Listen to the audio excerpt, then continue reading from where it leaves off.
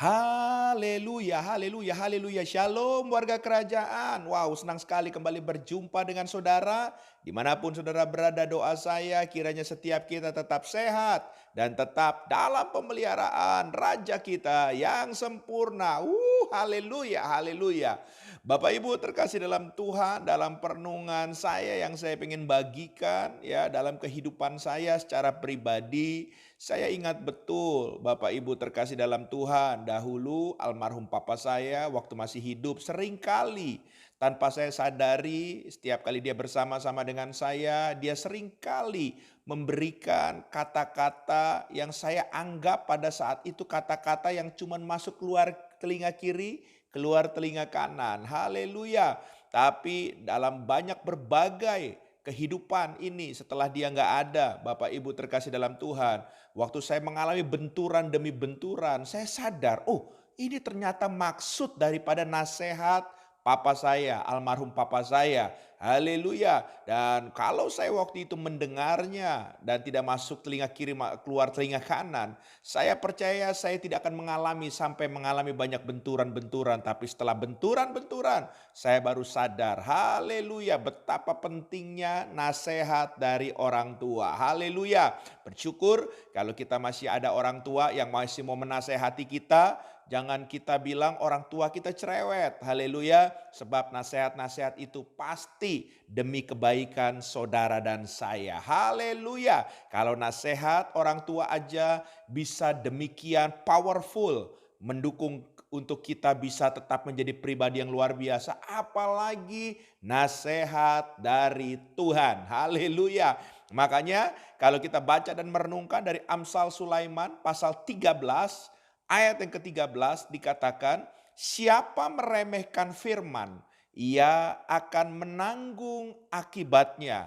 Tetapi siapa taat kepada perintah, akan menerima balasan. Haleluya. Ada dua tipe orang, saudara terkasih dalam Tuhan. Ya, ini berbicara soal firman Tuhan. Tipe yang pertama, orang tersebut meremehkan firman Tuhan.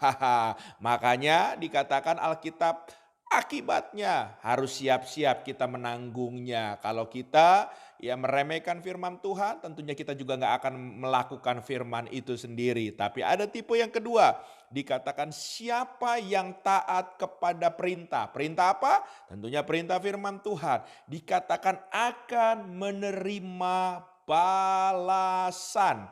Ya, dalam salinan bahasa Inggris dikatakan akan menerima reward, akan menerima penghargaan, akan menerima sesuatu ya yang luar biasa. Haleluya, haleluya. Dan saya berharap kita semua ya akan memilih tipe yang kedua untuk kita belajar taat kepada perintah firman Tuhan. Yang setuju boleh katakan amin. Haleluya. Sebetulnya ada reward apa? Ada berkat apa yang Tuhan sediakan kalau kita taat dalam mengiring Tuhan melalui kebenaran firman Tuhan tersebut. Ya, yang pertama, saudara terkasih dalam Tuhan, saudara akan mendapatkan bahwa saudara akan Tuhan angkat tinggi. Haleluya. Di mana ayatnya? Ulangan 28 ayat yang pertama dan ayat yang ke-13. Kita mulai ayat yang pertama dulu, dikatakan, jika engkau baik-baik mendengarkan suara Tuhan Allahmu dan melakukan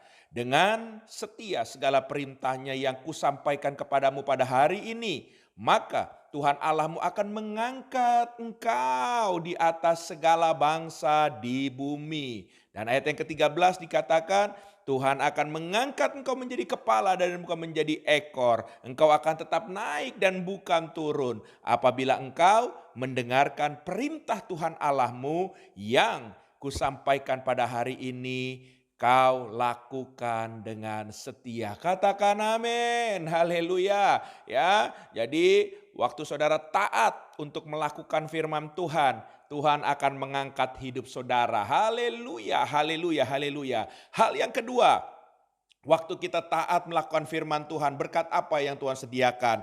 Hal yang kedua, kita belajar dari kisah Naaman. Dalam 2 Raja-Raja pasal yang kelima, ayat yang ke-13 sampai 14 dikatakan, tetapi pegawai-pegawainya datang mendekat serta berkata kepadanya, Bapa, seandainya nabi itu menyuruh perkara yang sukar kepadamu, bukankah Bapa akan melakukannya?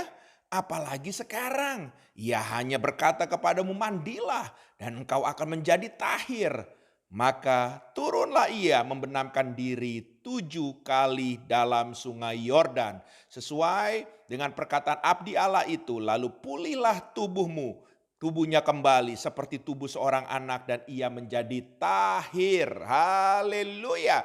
Ya, Naaman adalah seorang panglima. Wow, dia begitu banyak jasanya buat bangsanya sehingga dia disayang oleh seluruh bangsanya bahkan rajanya. Tapi satu ketika dia kedapatan dia kena penyakit kusta dan pada saat itu kusta adalah penyakit kutuk dianggapnya sehingga orang sakit kusta itu dijauhi bahkan dibuang jauh-jauh, diisolasi, tidak boleh ketemu orang yang lain sampai dia mati, saudara terkasih dalam Tuhan. Akhirnya dia ketemu hambanya dan disampaikan bahwa gampang kalau begitu ya, ke sungai Yordan engkau mentahirkan dirimu 7 kali, engkau ya berendam di situ. Awalnya dia menolak tapi orang-orang yang ada di sekitarnya bawahannya bilang, kalaupun engkau mendapatkan hal yang sulit kan kamu lakukan. Sekarang cobalah, nggak ada salahnya kalau engkau percaya, engkau taat kan. Coba lakukan aja. Dan saudara akhirnya dia pikir mungkin benar juga ya. Haleluya. Dan dia lakukan itu. Dan betul setelah dia mentahirkan dirinya 7 kali di sungai Yordan, dia mendapatkan pentahiran dan dia sembuh total. Haleluya.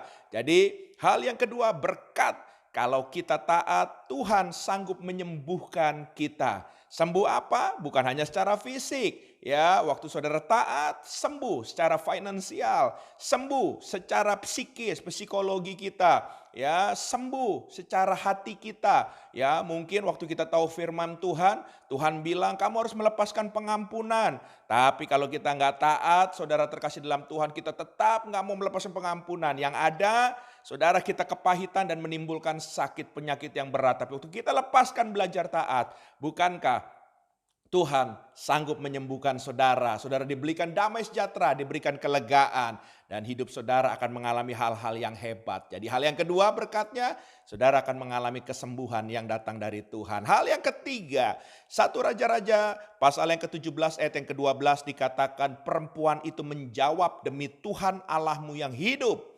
Sesungguhnya tidak ada roti padaku sedikit pun, kecuali segenggam tepung dalam tempayan dan sedikit minyak dalam buli-buli. Dan sekarang aku sedang mengumpulkan 2-3 potong kayu api, kemudian aku mau pulang dan mengolahnya bagiku dan bagi anakku. Dan setelah kami memakannya, maka kami akan mati. Haleluya, haleluya. Dari zaman dulu ada yang namanya penyakit kelaparan, penyakit kemiskinan ternyata. Haleluya. Dan saudara terkasih dalam Tuhan, ya kalau sudah lapar, sudah miskin, makanan itu sangat sekali berarti. Haleluya, haleluya. Bagaimana keadaan kita sekarang? Apa yang sekarang kita butuhkan, apa yang kita perlukan hari-hari ini? Saudara terkasih dalam Tuhan, kalau kita merasa apa yang kita butuhkan, kita perlukan, itu saat ini kita kurang.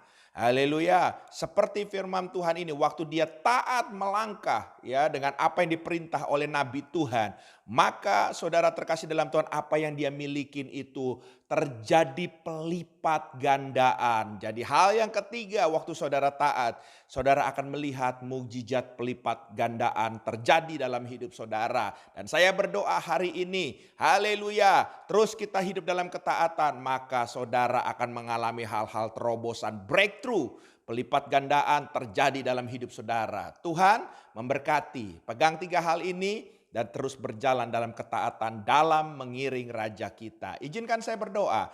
Tuhan, hamba berdoa dalam nama Yesus. Engkau mengingatkan kami kembali soal ketaatan. Engkau mampukan kami berjalan bersama dengan Tuhan. Kami menjadi pribadi yang taat apapun keadaan kami. Karena kami tahu di balik ketaatan ada berkat yang Engkau sediakan buat kami. Dalam nama Yesus. Amin.